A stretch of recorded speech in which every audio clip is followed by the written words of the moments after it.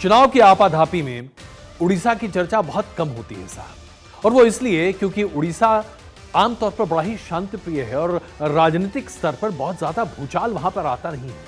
वहां पर आप ध्रुवीकरण की राजनीति न के बराबर देखते हैं, विकास की बात होती है और विकास के मुद्दे पर जो बयानबाजी सामने आती है वो भी बहुत ही सधी हुई होती है। उड़ीसा में इस बार विधानसभा के चुनाव भी हैं और लोकसभा का मतदान भी है। इसे लेकर सरगर्मियां तेज हैं उड़ीसा में, क्योंकि नवीन पटनायक की सरकार लगातार एक के बाद एक रिकॉर्ड स्थापित करती चली जा रही है। और इस बार भी नवीन पटनायक की कम से कम यही कोशिश होगी कि अगर 77 साल की उम्र में वो चुनाव जीतते हैं तो फिर एक तरह से आप ये कह सकते हैं कि लॉन्गेस्ट सर्विंग चीफ मिनिस्टर होने के साथ साथ सबसे सीनियर पॉलिटिशियन भी होंगे, जो कि 80 के पार भी सत्ता में काबिज रहेंगे। वो भी एक ऐसा पॉलिटिशियन जो कि अपने पिता की विरासत को लेकर आगे चल रहा है। जब तक उनके पिता जीवित थे तब तक नवीन पटनायक को दिल्ली में देखा जाता था एक अलग ही अंदाज में, लेकिन राजनीति में कदम रखने के साथ ही नवीन पटनायक ने साबित कर दिया कि उनके जैसा राजनीतिज्ञ बहुत कम है। आप प्रधानमंत्री नरेंद्र मोदी को ही देख लीजिए साहब, जब वो उड़ीसा पहुंचते हैं तो नवीन पटनायक को लेकर उनकी टिप्पणियां बहुत ही सधी हुई होती हैं। आप देखिए, वो बहुत ऐसी बातें करते हैं जिसकी वजह से नवीन पटनायक के ऊपर टिप्पणी करने का मौका न के बराबर मिलता है। नवीन पटनायक और प्रधानमंत्री नरेंद्र मोदी के बीच में जब वाक होती है तो वो यही कहते हैं कि भाई नवीन पटनायक की सरकार की एक्सपायरी आ गई है। नवीन पटनायक कहते हैं कि चलिए हम देख लेते हैं हमारी एक्सपायरी कहां है, हम अभी एक बार फिर जीतेंगे। तो एक तरह से बड़ा फ्रेंडली फाइट यहां पर दिखाई देता है।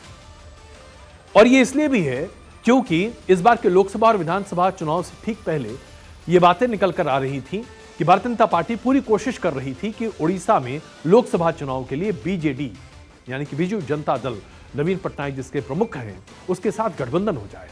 राज्य स्तर पर, असेंबली पर, विधानसभा के स्तर पर दोनों पार्टियां एक दूसरे के सामने होंगी, लेकिन लोकसभा में गठबंधन हो जाए और इसके आधार पर चुनाव लड़ा जाए। लेकिन दो वजहों से यह ना हो पाया।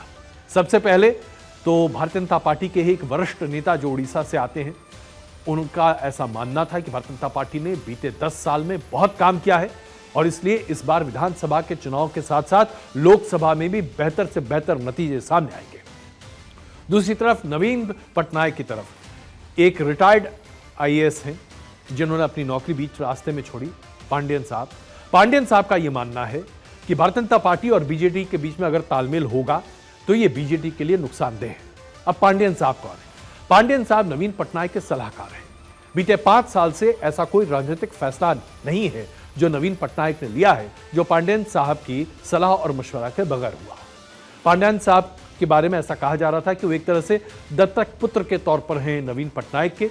उनकी पत्नी भी आईएएस अधिकारी हैं और चुनाव आयोग में बीजेपी की शिकायत के बाद फिलहाल उन्हें ट्रांसफर कर दिया गया है ताकि वो मतों को प्रभावित न कर सके। पांडियन ने अपने पद से इस्तीफा दिया, राजनीति में कूद पड़े, लेकिन इस बार वो चुनाव नहीं लड़ रहे हैं। अब आइए उड़ीसा की राजनीति पर आते हैं। तो साहब, उड़ीसा की राजनीति में क्या हो रहा है? भारतीय जनता पार्टी ने लोकसभा के चुनाव में अपनी पकड़ धीरे धीरे उड़ीसा में बढ़ानी शुरू कर दी है। 2014 में 22% जो वोट शेयर था उसे बढ़ाकर भारतीय जनता पार्टी ने 2019 में 38.4% कर दिया। बीजेडी का वोट शेयर जो कि 2014 में 44.8% था, वो 2019 में मामूली गिरावट के साथ 42.8% हुआ। अगर हम लोकसभा चुनाव की बात करें तो लोकसभा चुनाव में भारतीय जनता पार्टी को 1 सीट मिली थी 2014 में, 2019 में 8 सीटें मिली और वोट परसेंटेज भी उसी हिसाब से भारतीय जनता पार्टी का आगे बढ़ा। तो विधानसभा की जब हम चर्चा करते हैं तो विधानसभा में 2019 में भारतीय जनता पार्टी की तमाम कोशिशों के बावजूद बीजेडी ने प्रचंड बहुमत के साथ 117 सीटें हासिल की 147 में से और अपनी सरकार बनाई। अब गौर करने वाली बात यह है कि 2014 का जब विधानसभा का चुनाव हुआ था तो भारतीय जनता पार्टी उड़ीसा में तीसरे नंबर की पार्टी थी। 2019 में दूसरे नंबर की पार्टी हो गई। आप कहेंगे कि फिर ये तीसरा दूसरा, तो तीसरा कौन? तीसरा कांग्रेस है साहब। एक वक्त हुआ करता था जब कांग्रेस का एकाधिकार था उड़ीसा पर, लेकिन जब नवीन पटनायक के पिता बीजू पटनायक ने उड़ीसा की कमान अपने हाथ में ली और कांग्रेस से अपना नाता तोड़कर बीजू जनता दल बनाया, उसके बाद से बीजू जनता दल ही उड़ीसा में सबसे बड़ी पार्टी के तौर पर रही और कांग्रेस धीरे धीरे घटने लगी। उसके बाद क्या स्थिति थी? बीजू जनता दल और कांग्रेस के आमने सामने थे। लेकिन 2009 के बाद से भारतीय जनता पार्टी ने उड़ीसा में अपनी पैठ बढ़ाई और 2014 से लगातार सफलता मिलते मिलते 2019 में अब कांग्रेस तीसरे नंबर की पार्टी बनते हुए हाशिए पर खड़ी है उड़ीसा में। न लोकसभा में कांग्रेस का कहीं कोई अस्तित्व बड़े पैमाने पर दिखाई दे रहा है और न ही विधानसभा में कांग्रेस का बहुत कुछ स्टेक पर होता हुआ दिखाई दे रहा है। कांग्रेस का वोट शेयर लोकसभा में 2014 के चुनाव में 26.4% था, जो कि 2019 में 13.8% हो गया है।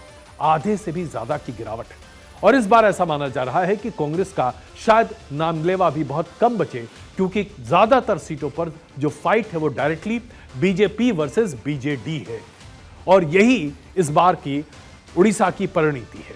अब आप नवीन पटनायक को देखिए, छठी बार उड़ीसा की सत्ता में मौजूद हैं, अपने आप को उम्मीदवारी के तौर पर छठे बार मुख्यमंत्री बनेंगे, हमेशा फुल टर्म मुख्यमंत्री बने। उनकी कुछ बातें आपके सामने रखना चाहता हूं। वो एक ऐसे पॉलिटिशियन हैं जिनके बारे में आज तक आपने कोई कठोर बयान न सुना होगा। पब्लिक मीटिंग्स में ना के बराबर जाते हैं। यह जानकर आप आश्चर्यचकित हो जाएंगे कि नवीन पटनायक कभी अपनी विधानसभा की सीट में कैंपेन के लिए भी नहीं जाते, उतरने की जरूरत ही नहीं पड़ती। उनकी विधानसभा की सीट उन्हें खुद ही चुनकर विधायक बना देती है। वो सिर्फ फोन पर या वीडियो के जरिए अपने मतदाताओं से संबंध साधते हैं और सबसे बड़ी बात और खासियत, क्यों उनकी सरकार लगातार चली आ रही है, इसके बारे में भी हमें तारीफ करनी पड़ेगी। क्योंकि आज उड़ीसा में, जिस उड़ीसा को आज हम देख रहे हैं, जहां पर तरक्की की इतनी मिसालें कायम की जा रही हैं, एक से एक बंदरगाह वहां पर बने जा रहे हैं और इंडस्ट्री के तौर पर आज उड़ीसा बड़े पैमाने पर आगे बढ़ रहा है, क्योंकि खनिज का वहां बहुत बड़ा भंडार है और इंडस्ट्रीज बड़े पैमाने पर लग रही हैं। भ्रष्टाचार के मामले निकल कर आते हैं लेकिन बहुत छोटे और दब जाते हैं। फिर क्या है कि नवीन पटनायक को कोई हरा नहीं पा रहा और क्यों इस बार बीजेपी पूरे दमखम के साथ उड़ीसा में खड़ी है। नवीन पटनायक ने वेलफेयर मैकेनिज्म और direct benefit to the poor, इसके ऊपर जो काम किया है वो अभूतपूर्व है। चाहे आप दुनिया की किसी भी आकलन के आधार पर देखें, यूएन के किसी भी रिपोर्ट को उठाकर देख लीजिए, उड़ीसा के बारे में तारीफ के अलावा आपको कुछ नहीं मिलेगा। एक वक्त हुआ करता था जब उड़ीसा को सबसे पिछड़े राज्यों में शुमार किया जाता था। भुखमरी और गरीबी और अकाल का यह आलम था कि 90 के दशक में पीने को पानी नहीं मिलता था, लेकिन आज वही उड़ीसा तरक्की की मिसाल बनता हुआ दिखाई दे रहा है। और वो सिर्फ इसलिए क्योंकि लोगों तक पैसे पहुंच रहे हैं। डीबीटी, डायरेक्ट बेनिफिट जो है, लोगों तक पहुंच रहा है, पैसे सीधे लोगों के खाते तक पहुंच रहे हैं।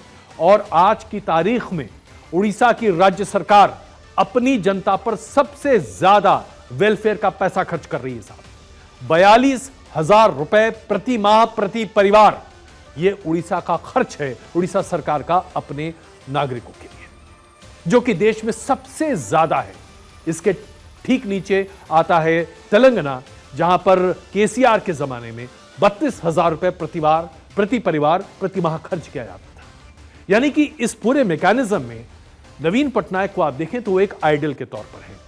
लेकिन भारतीय जनता पार्टी को उम्मीद यहां पर सिर्फ प्रधानमंत्री नरेंद्र मोदी और केंद्र सरकार की बेनिफिट्स की वजह से है। केंद्र सरकार की तरफ से जो योजनाएं पहुंची हैं उड़ीसा में, उससे काफी फायदा लोगों को होता हुआ दिखाई दिया है। प्रधानमंत्री नरेंद्र मोदी की छवि वहां पर काफी सकारात्मक तौर पर देखी जाती है और इसी वजह से भारतीय जनता पार्टी को उम्मीद है कि इस बार भारतीय जनता पार्टी वहां अपने जिंक्स को तोड़ सकती है। तो यह बहुत बड़ा एक डायनेमिक शिफ्ट होगा अगर भारतीय जनता पार्टी उड़ीसा में इस बार कोई कमाल कर दिखाती है। अन्यथा विधानसभा के स्तर पर अभी भी यह तय माना जा रहा है कि नवीन पटनायक को हरा पाना बहुत आसान नहीं है।